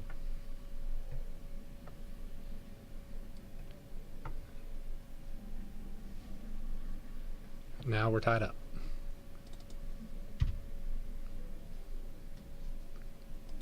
I wouldn't be surprised to see him fire off this Battle Rage on this turn, because then it makes he didn't. But it would have made the just the Snapcaster lethal if Tom can do something to this Tasigur.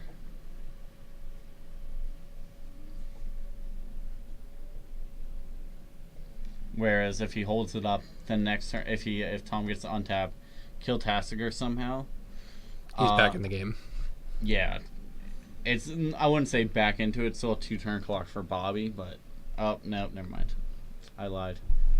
JK. Hey, land number 3. Yeah, tell him that's lethal.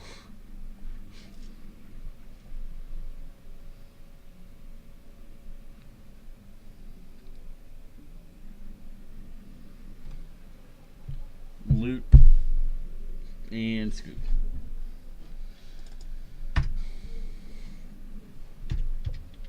And we're up 1 game for Bobby over Tom.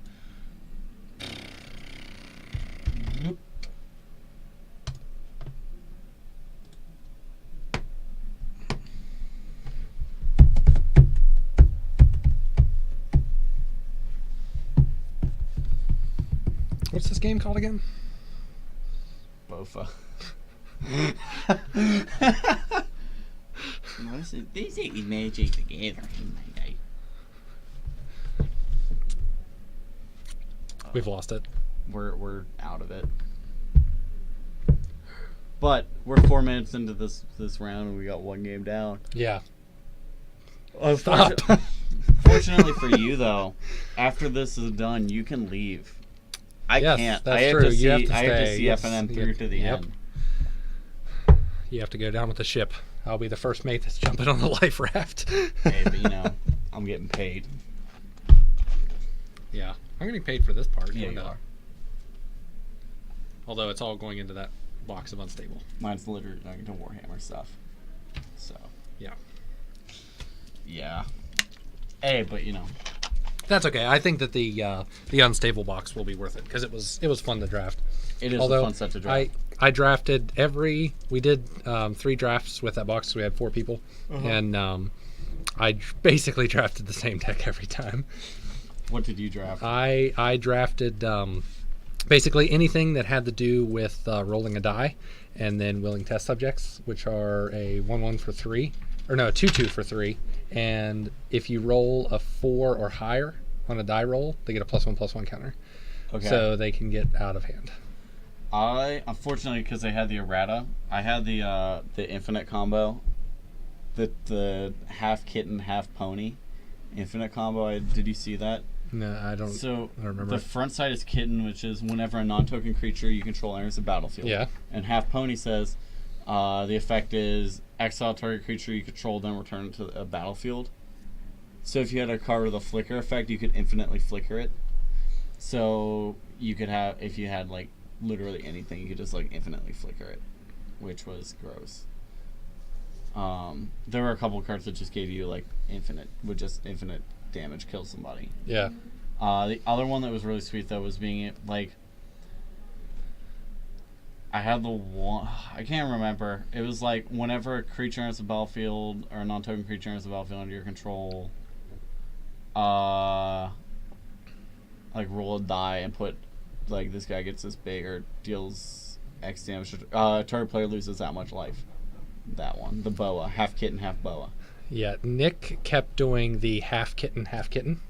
So whenever you are dealt damage, you roll a die and gain that much life. Okay. It was really annoying. I can understand where that would be annoying. That would be a gross combo. But yeah, it was a half kitten, half pony. It was the one that let you go infinite. Half kitten was gross. There was another like half that was really gross that you could do. The half kitten, half boa one was gross. So whenever a creature entered, you'd roll a die, and then they'd lose life equal to Yeah. the side that it was facing. Okay, so we've got a suspended We have ancestral Tom with a vision. turn 1 land. Also, downstairs, in between the rounds, we had someone cast a Chase the Mind Sculptor, and another guy standing there watching is like, "What the heck? Did he get unbanned?" And everyone such a long time. Yeah, everyone is like, "All right, yeah, he's been unbanned for like a month," and he was so surprised and upset. Hey, I was surprised too. But you were surprised by it, like, a month ago when it was about unbanned. a month ago. Yeah. I actually didn't expect him to come off the ban list yet. I expected that if it was going to happen, it would be now because of the reprinting in Masters 25. And everybody talking about it, I expected it to happen, and I don't know if he'll get rebanned. I don't think so. Bloodbraid has done so much. Could. More. Like, Bloodbraid has done so much more in the format than Jace so far. Yeah. The only thing is, like, I'm actually worried, like, if you unban Bloodbraid, Jace actually becomes absurd. Like, Bloodbraid has been the one card keeping Jace basically in check.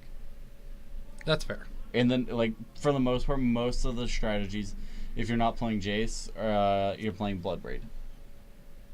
Most of them.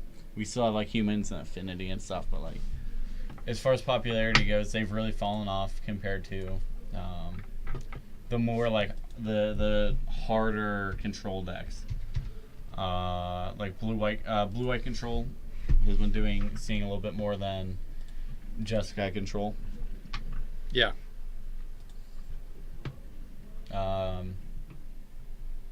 What's it? Yeah, blue-white control. I mean, but you still have your regulars. Gift Storm coming up again because Storm has been just slowly creeping up in there a little bit better because it does fine against Bloodbraid elves, Bloodbraid decks, and creature decks in general. Yeah. And where this 1/1 Death Shadow.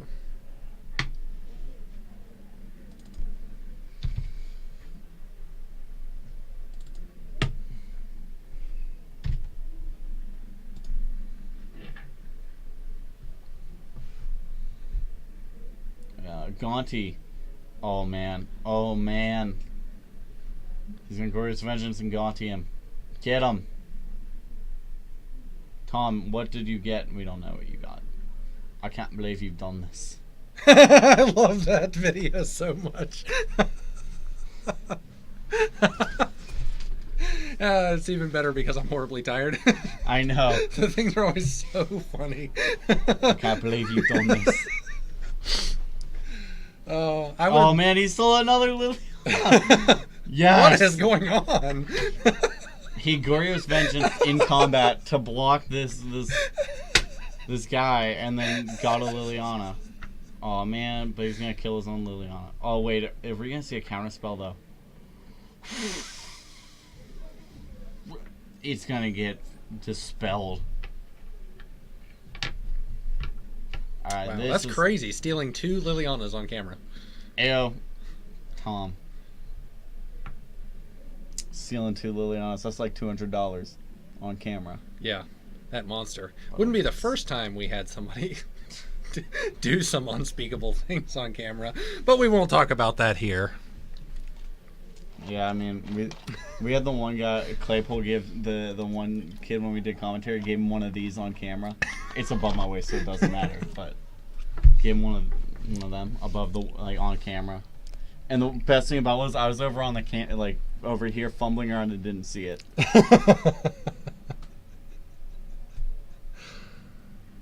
Oh man. Alright, so we had Tom flip a Jace Prince Prodigy, use the negative effect to flashback Ancestral Visions from the graveyard. Get wrecked, Bobby. Wombo combo. Cast. Yikes. I'm just going to draw every card for no mana. Seems good. What do you know about doing stuff efficiently, Crixus Shadow? I can spend 0 mana and draw 3 cards. You can get. Alright. Actually, he basically spent 0 mana and drew 6 cards? Basically. 2 mana to get Jace flipped. I guess that's fair. I guess if you want to include casting Ancestral, 5 mana to draw 6, but That's still pretty good. that's pretty good.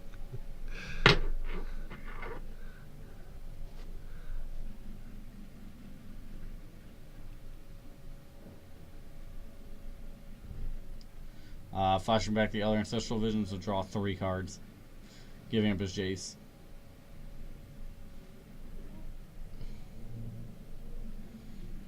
Did you find Kiki Jiki? No.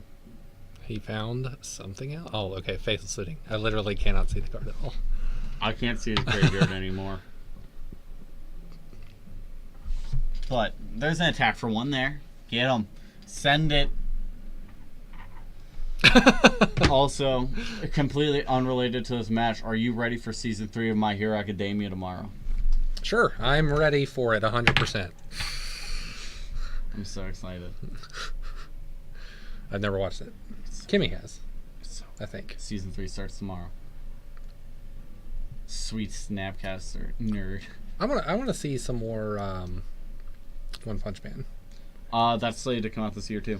That's what I thought. Like but it finally has like the green light. It should be in production for this year. yeah, I love, like, I'm not a big anime person. Like, I'm not a big subtitles person, but I thoroughly enjoyed I used to a not Japanese One Punch Man. I used to not be a subtitles guy until I was like, get over it, and then I was like, oh, I actually prefer these subs.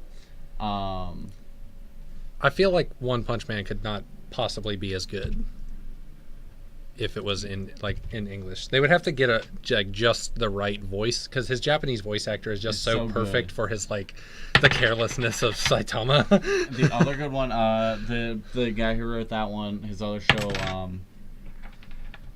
Mob Psycho. No, I've never heard of it. It's so good. Honestly, I actually like it over One Punch. It's that good.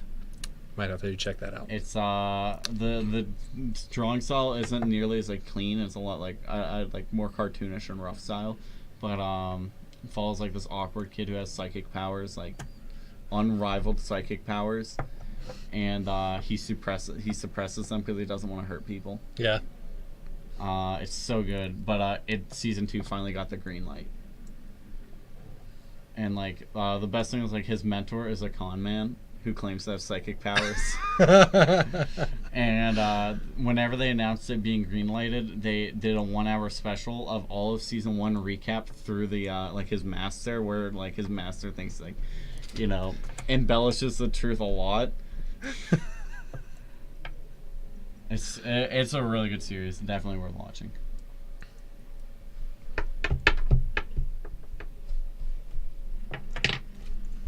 That season 2 got the green light to come out, so I'm real excited for that. There are a lot of, honestly, I know you don't watch much, but there are a lot of really good series coming up this season. I usually have to get talked into, like, a lot of shows.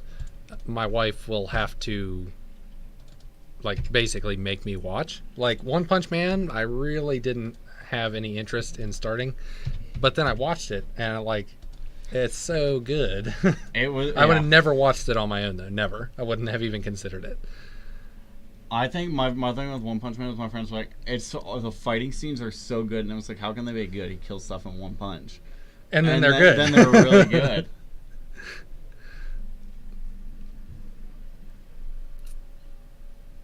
And it's so funny.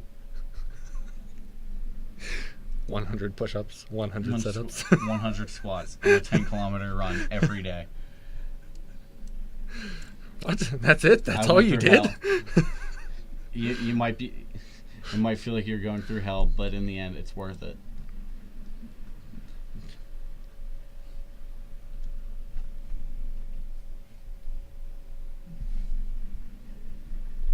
I feel like it took a long time to get this game going. Yeah, it's taken a long time. I mean, but when you think about it in comparison to game 1 that took 5 minutes, Yeah.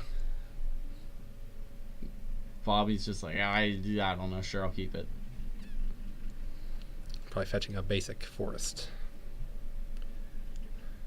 Nope. 0 for 1. Rip. Fetching a basic forest off a Scalding Tarn. Yes, sir. Wow. That was a joke, by the way. Well, that's the. I'm dumb. I'm not that dumb, and I'm not that tired. I'm pretty tired though. I'm pretty tired, and like I said, I didn't even get up. Like, it wasn't like I was missing sleep last night. Like, Yeah, I got up at 7:15 this morning, so like that's not really that early. What time did you get up? 10? 11? 12? almost. You have no right whatsoever to be tired. It was like 11:30. Oh my goodness. It was like 11:30, but like, I don't work until 5 p.m. most days, so like, get home at 9:30, 10 o'clock. Play Xbox until like 1:30 a.m. Do something until like 3. Then get like 8 to 10 hours of sleep every day. So I don't know. It's literally because I didn't get 8 to 10 hours last night. I was up till like 3 a.m. Yeah.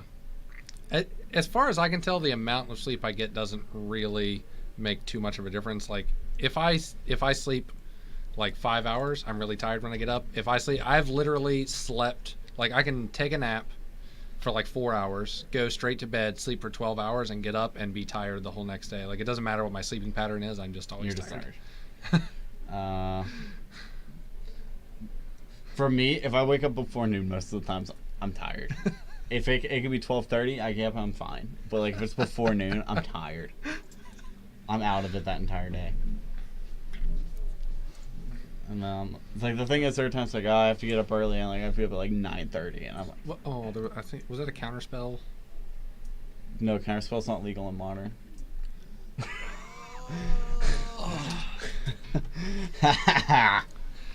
Good thing there's no video for the murder.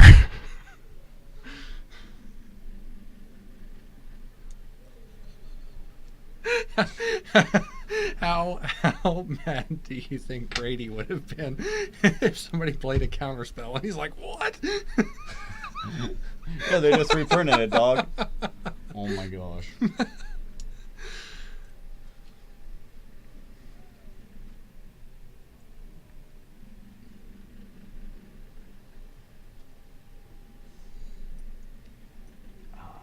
No lands. Tom is at 15. Oh, yeah, thanks. You ams to Suxors. Now he's at 10. Oh my god.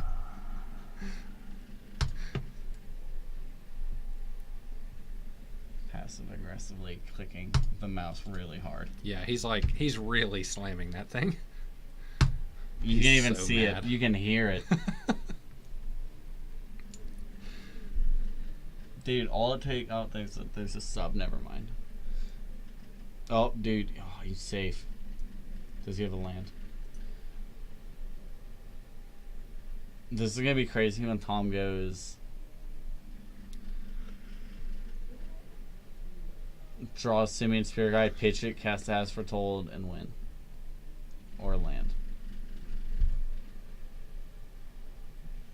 Cast As Foretold. Win.jpg. Or not.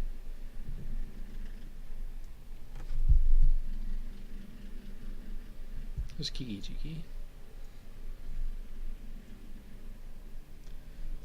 We should have adjusted the camera so we could see the whole. Yeah, we should have, but Play mat. we're too late now. Yeah, after 5 rounds. To be fair, when the stream started, it was fine. And then I adjusted so people would be less likely to kick it. And then it still got kicked. Yep. But now we're in this.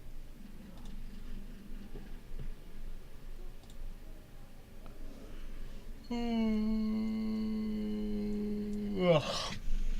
I'm sorry. I'm just so tired. Yeah, I know. You only got your 8.5 hours. I know. Wake up at almost noon. And they came here and painted the demon prints, and there's a concession from Tom. Bobby Levdansky, comment back. He's gonna be the bounty king of the hill for the third week now. Not third week in a row. Yeah, but he had 2 weeks in a row, and then No, he actually didn't have 2 weeks in a row. Oh, okay. He won, and then the next week Daniel Mahorski. Daniel, I missed that if you whole watched the stream, I apologize. If I butchered your last name because it's wild, dude. But he won it the following week. Him and Bobby played in the finals to determine who would win. Daniel ended up winning, and then the following week Bobby's dad won. So this week, last week Dan Lebdansky won. Now this week Bobby Lebdansky back on top. But that's where we're gonna call it tonight because I'm getting tired with my 8.5 hours of sleep, and I got an F&M to wrap up downstairs. But once again, thank you for watching. I'm Wyatt Gehring. And I'm Kevin Phillips. Thank you for watching. Brought to you at Four Horsemen Comics and Gaming. If y'all didn't pick up on the playmat.